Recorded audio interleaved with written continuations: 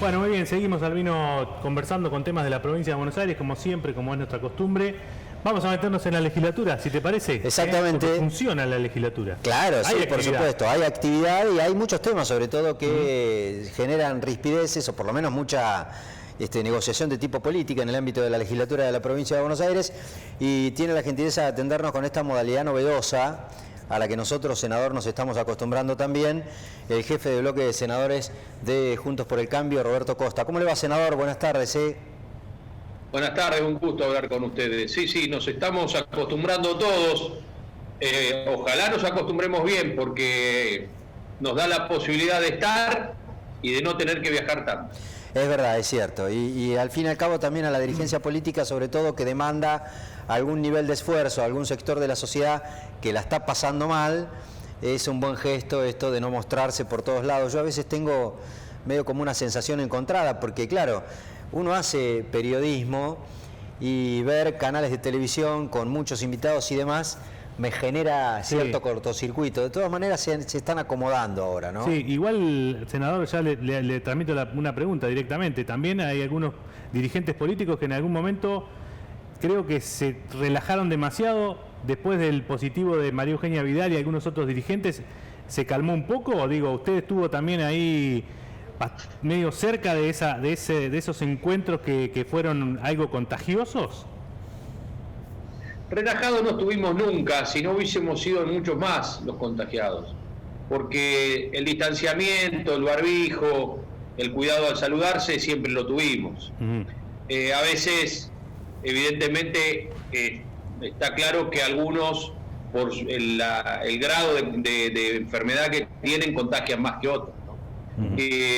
Pero bueno, de entrada también teníamos esa fea sensación, como que sentíamos que la obligación nuestra era estar y mostrándonos activos constantemente, y hasta algunos llegó a decir que si lo hacían los médicos y los que están a cargo de la seguridad y todo lo demás, ¿por qué no lo hacíamos nosotros? Hasta que un día, en una charla media seria, media en broma, se terminó diciendo: esto no es una cuestión de guerra, de que hay que estar en la trinchera sí o sí, esto es una cuestión de pandemia. Entonces es mejor conservar la distancia, manejarnos por video y no andar con el riesgo de que cuando volvemos a nuestro pueblo podemos contagiar a alguien. Si mal no recuerdo, digamos, familia, bueno. si mal no recuerdo, senadora, alguien que hizo ese comentario era un dirigente, digamos, perteneciente a su propio frente electoral. ¿En algún punto hay ahí en el medio, o la hubo en algún momento, alguna forma distinta o alguna opinión distinta de cómo encarar la cuarentena? Por supuesto. Todavía tenemos temas en el bloque de legisladores que quieren estar en su oficina de La Plata. Cada uno entiende la obligación de distintas maneras. Yo, que ustedes saben, me iba los lunes y volvía los jueves, me acostumbro, y con este sistema me puedo comunicar con todos. Por supuesto, la semana pasada, el lunes, tuve una reunión y tuve que ir, porque era presencial y era con los presidentes del bloque, con el presidente de las cámaras, y tuve que ir. Y les dije, para la próxima por ahí la podemos hacer por video, pero a veces hay que conversar cosas que en este tema no te ves, no te integrás en la mesa y se complica, se hace más difícil, pero hay que acostumbrarse. Bueno, vayamos de arriba para abajo, porque queremos terminar con usted, que es un dirigente clave por lo que representa, ¿no? Porque coordina el bloque de senadores de Juntos por el Cambio en el ámbito de la provincia de Buenos Aires.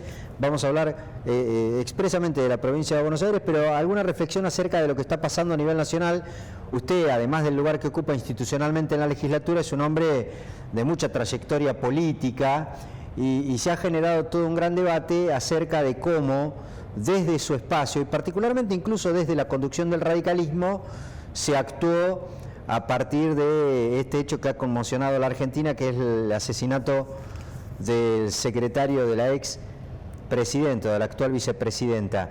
¿Usted cree que se apresuraron allí sus correligionarios o algunos integrantes de su propio frente electoral? Yo hubiese preferido que se esperen más noticias, se tenga más información y se pueda hablar con mucho más criterio y a partir de una opinión de varios. Esto no desacredita el comunicado que sacaron las autoridades de los 3 partidos, si bien ahí también faltaba alguien que represente a la pata peronista, y podemos pensar distinto en algunas cosas. Acá no hay que dejar nada, o sea, no hay que tratar de tener mensaje claro, ¿no? Porque más allá de lo que uno pueda decir o lo que otro pueda contradecir, hay una parte de la sociedad que siempre va a querer creer una cosa y otra que va a creer otra. Entonces acá hay que ser claro. Para mí, este es un tema difícil, complicado. El asesinato fue hacia una persona que fue durante mucho tiempo funcionario público nacional, un militante político, él y su familia. O sea, por lo tanto, es un asesinato que tiene connotaciones políticas. Eso no quiere decir que hasta no pueda perjudicar al gobierno también. O sea, con esto que quiero decir, acá yo no busco culpables. Los tiene que encontrar la justicia, no nosotros. Sí, lo que pasa, senador, digamos que a ver, que la vinculación política no se asocia en términos criminalísticos con el hecho de que sea un dirigente político o que haya ocupado un cargo determinado. La connotación de tipo política tiene que ver con el desencadenante del crimen. En este caso parece más bien un hecho estrictamente policial, ¿no? Pero la connotación política la tiene cualquier agresión, y en este caso asesinato, que tenga un político. Ahora, después la justicia es la que tiene que decir, y está claro, cada vez que más avanza el tiempo, más parece un tema netamente de un delito común, pero que se genera contra una persona pública, militante político y en su momento funcionario. Entonces tiene connotaciones políticas. Y eso no quiere decir que haya nadie de la política involucrado. Claro, y es equiparable. La justicia la que tiene. O sea, nosotros no nos podemos poner a dejar dudas sobre quién fue. No, nosotros lo único que tenemos que decir es un tema que queremos que se aclare, que queremos que se investigue, porque detrás de eso hay muchas cuestiones que no tienen nada que ver con nadie.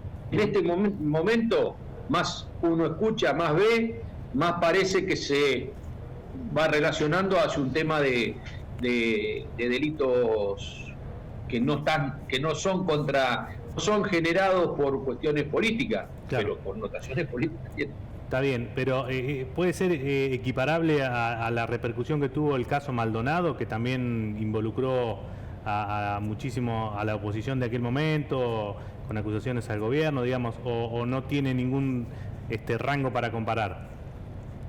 No.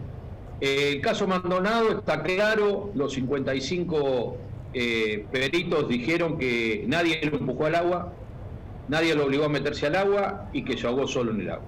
O sea, ahí no hay un asesinato. Maldonado, si se sintió perseguido por la gendarmería, podía haber corrido para el lado del asfalto. Él eligió el arroyo porque alguna razón, el río, por alguna razón, nadie lo obligó a tirarse al río. Acá, más allá de quienes fueron, que por supuesto, gracias a Dios, no fue nadie que tenga que ver con el Estado, al menos por cómo van las investigaciones ahora, y yo creo totalmente en lo que se viene demostrando. Ahí directamente hubo, por lo que parece, hubo premios y al mismo tiempo, bueno, un asesinato. Lo cambio de tema porque ya quedó clara su posición, senador, pero no puedo yo dejar, porque si no da la sensación de que apoyo lo que usted dice. Me suena complicado que una persona que es perseguida por gendarmería tenga la opción de determinar para qué lugar se va a refugiar, digamos, ¿no? En algún punto me parece que sí, lo porque puede si no hacer, es casi como cargar las tintas sobre la víctima, en este caso, como decirle, vos elegiste. Pero no es cargar las tintas sobre la víctima. No. Hay cosas que pasan porque tienen que pasar y son accidentes. Acá yo no encuentro culpables en la muerte de Maldonado.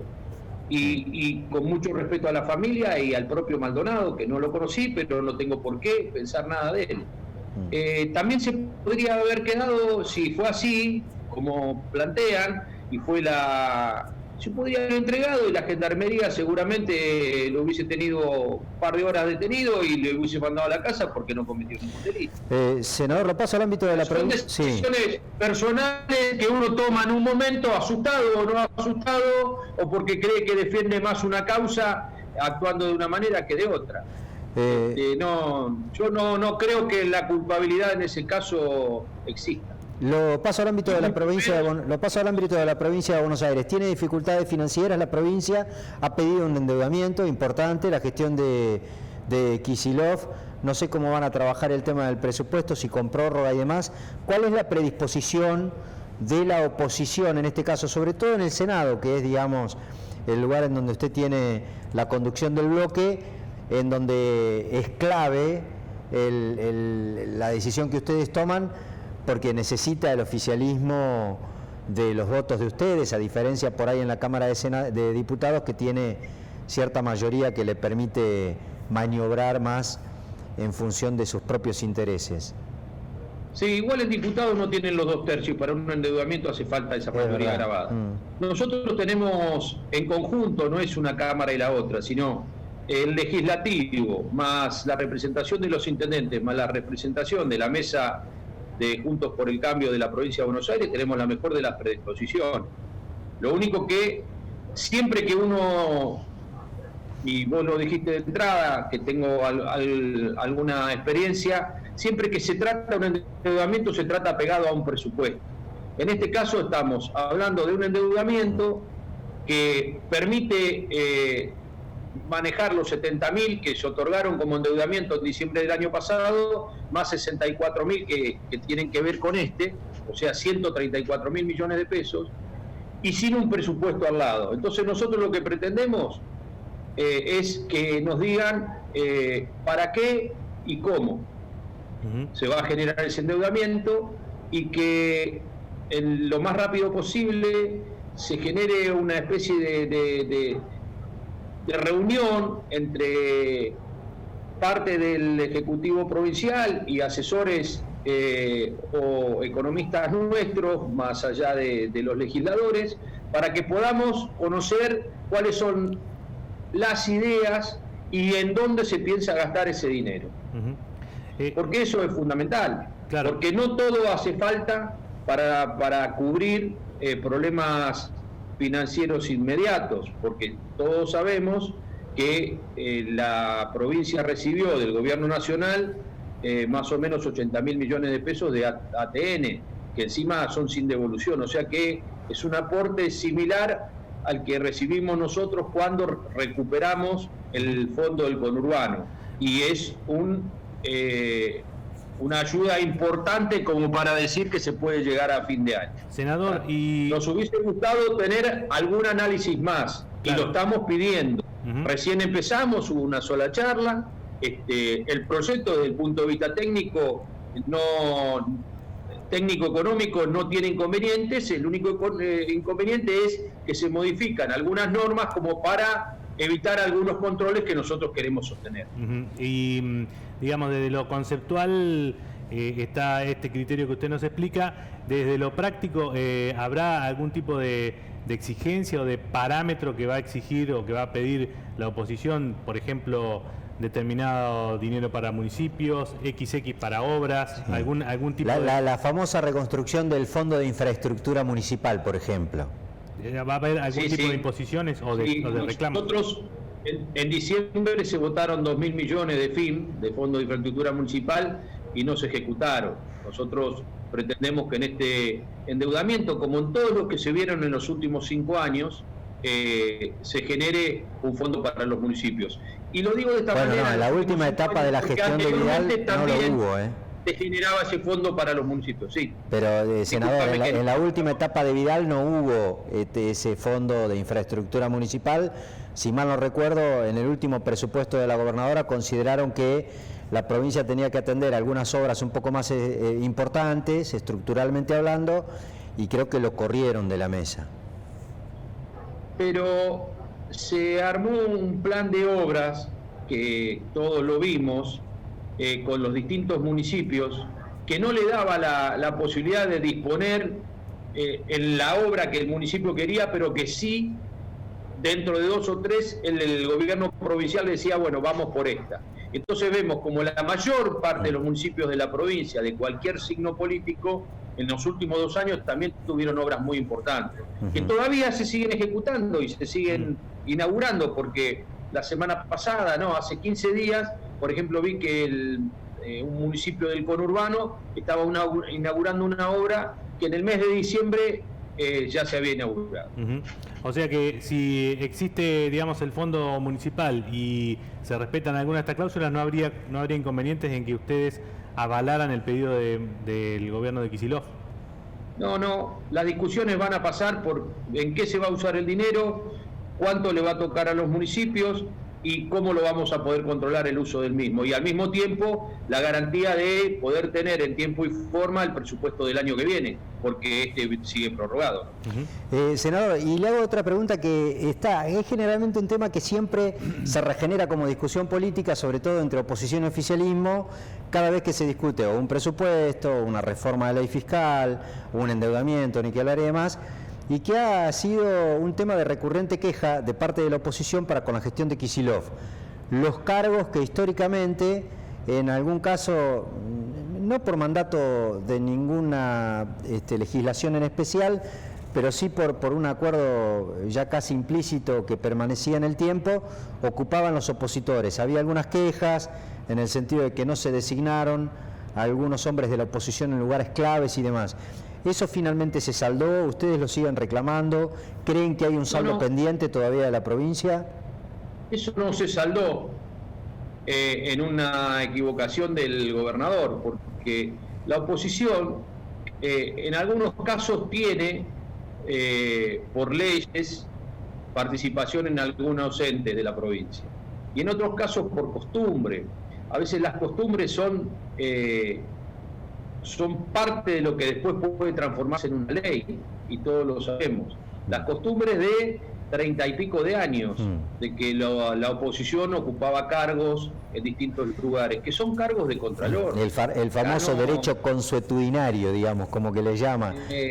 Algo que finalmente se termina transformando en norma, aunque no esté escrita. Es tan difícil, claro, porque no siempre tenemos la posibilidad de tener un auditorio que entiende todas estas palabras. Estamos de acuerdo. Pero a ver, digamos... Es para hablarlo entre abogados, y está muy bien que lo hayas dicho para que todos lo puedan aprender. Pero bueno, al ser la costumbre fuente de las leyes, y la costumbre acá ya de tantos años de gobiernos de distinto color, que también nuestro gobierno sostuvo, mantuvo y no tuvo que hablarse de negociaciones, eso no se negocia. Pero no se cumplió en ninguno de los cargos.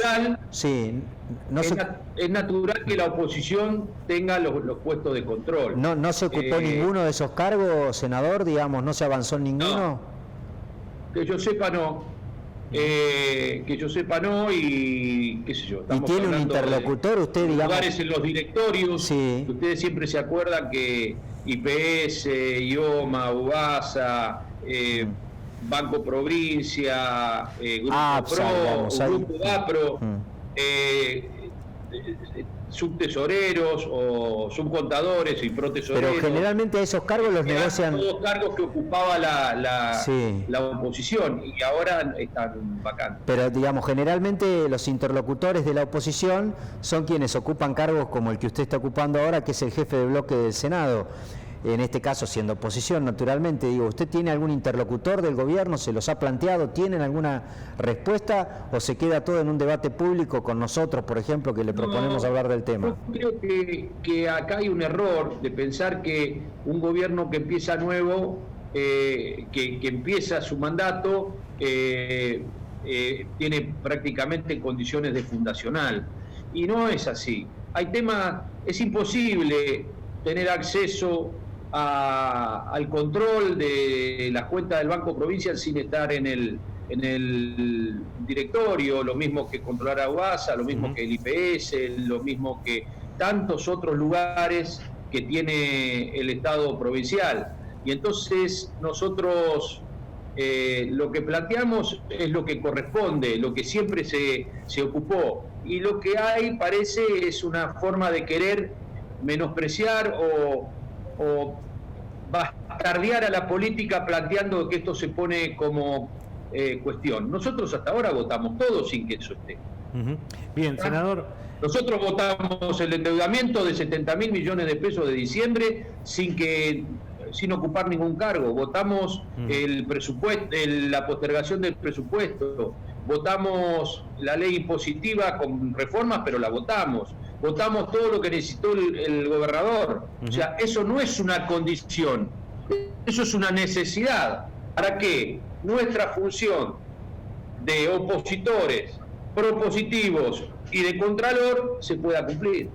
Senador, hay un debate a nivel nacional a partir de una denuncia que ha sido bastante, digamos, polémico en términos periodísticos y demás, sobre investigaciones supuestamente ilegales de inteligencia a nivel nacional y a nivel provincia también, aunque con menos repercusión, pero nosotros lo hemos seguido, que es el tema de las supuestas investigaciones ilegales por parte de la Auditoría de Asuntos Internos. ¿Usted cree que Vidal tuvo alguna intervención o alguna responsabilidad en eso?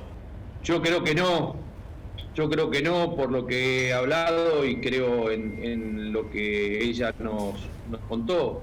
Lo que sí entiendo es que cuando uno habla de servicio de inteligencia, y evidentemente lo que menos tienen es inteligencia, porque si no, no hubiésemos llegado a estas situaciones, no solamente después de este gobierno, sino del anterior. Sí. Acá todo lo que podamos opinar, aquellos que no tuvimos acceso a la investigación o al expediente y que solamente lo escuchamos por los medios, no tiene, para mí no tiene importancia. Pero usted se lo ha planteado a la gobernadora, a la ex gobernadora se lo ha planteado. Y jueces investigando, y lo que tienen que hacer es investigar, y si alguien se equivocó, se equivocó.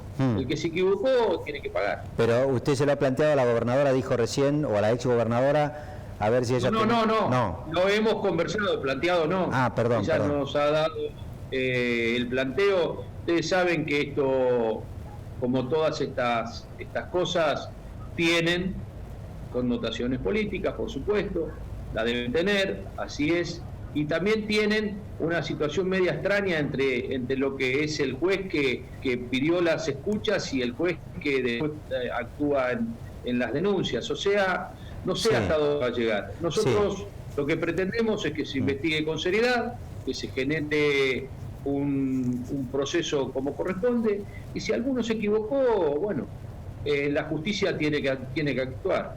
Se tiene que terminar de una vez por todas el tema de que, en función de ser servicio de inteligencia, terminan espiando a los que trabajan bien en vez de tratar de prevenir cuestiones que pasan todos los días. El servicio de inteligencia tiene que prevenir cuestiones que pasan, como un atentado o lo que sea. Sí, bueno, ahí me parece que hay medio como una confusión, ¿no? Porque una cosa es efectivamente esto que usted está diciendo, que existe y que ha provocado la determinación de la Cámara Federal de La Plata de apartar al juez Villena, que no es lo mismo que ocurre en el ámbito de la provincia de Buenos Aires, que investiga el supuesto espionaje de asuntos internos de la policía. Hacia ahí va, creo, enfocada particularmente la pregunta de Fabián, porque en el caso de esta causa de Villena, Vidal está involucrada como víctima, no como... Claro. Sí, no, fue una confusión al escuchar un poco mal la pregunta, les pido mil disculpas. Lo que pudo haber investigado o espiado, si así lo hizo, dentro de la policía, a partir de los mecanismos que tiene, también se tiene que investigar, y eso va a salir a la luz. Yo no creo que Vidal haya pedido nada que sea ilegal, no lo creo de ninguna manera. Bueno, muy bien, senador, le agradecemos muchísimo, ya se nos está terminando el tiempo, así que por supuesto le agradecemos y que haya tenido la predisposición de atendernos mediante este mecanismo, y esperemos que nos podamos encontrar en los estudios prontamente. Eso esperamos todos, porque arrancamos por 15 días y ya vamos por 110. Esperemos que podamos revertir esta cantidad de contagios que hoy tenemos con estos 15 días de haber endurecido la cuarentena, y que de a poco podamos ir logrando esa nueva normalidad que todos estamos pregonando. La última reflexión de un minuto, senador. ¿Cómo ve que está trabajando la provincia esta cuestión de la cuarentena, de que si la flexibilizamos, si no? Hay medio como alguna diferencia en términos de la posición con relación a Capital Federal. Usted obviamente es un hombre que no recorre en este contexto, pero está en el interior, conoce la provincia. Claramente es otra realidad la del interior de la provincia de Buenos Aires que la de la zona de los distritos que conforman el AMBA. ¿Cómo interpretan ustedes que está trabajando la provincia, digamos, esa cuestión puntualmente? Yo creo que con las diferencias que existieron y existen, tendría que haber sido más rápido la liberación de las zonas del interior que no tenían contagios o tenían muy pocos contagios. Y que el error fundamental fue hacerle creer a la sociedad que el Estado la podía cuidar y no decirle que cada uno de nosotros teníamos que tomar con responsabilidad el cuidado de nuestras personas y de todos aquellos que están al lado nuestro. Se hubiesen evitado muchos contagios si no se hubiese actuado paternalistamente y se hubiese actuado con la realidad. Y esto de comparar un lado con el otro cuando nos divide solamente la General Paz es un error, porque nunca se sabe si todos los que entran llevan o todos los que salen traen. Porque el ingreso a Cava todos los días desde el conurbano bonaerense, desde el AMBA, es de millones de personas. Por supuesto que hoy está mucho más controlado, que en algún momento se abrió un poco más. También ustedes saben que esto no se generó en la Argentina, vino de afuera. Es Capital seguramente la que de entrada se tuvo que hacer cargo de varios aviones que venían con algún contagiado y que terminaban parando en hoteles. Entonces acá no hay culpable, nadie se quiere contagiar y contagiar a otro, y mucho menos un gobernante quiere que sus habitantes se enfermen y que contagien.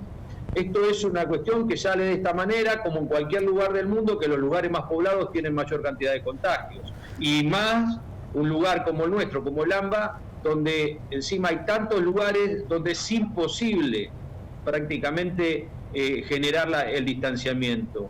Porque ya lo saben, lo hemos hablado de mil maneras. Cuando esto se metió en el primer cordón, cuando esto entró en barrios carenciados y con muy poco acceso al agua corriente, a las cloacas y todo lo demás, iba a pasar lo que está pasando. Esperemos que se pueda frenar. Senador, muchísimas gracias, nos quedamos sin tiempo. Le agradezco. No, gracias a ustedes, disculpen que me extendí, porque es un tema que hace 100 días que lo hablamos, y entonces siempre uno tiene muchas palabras que a veces no sabe resumir. Gracias, senador.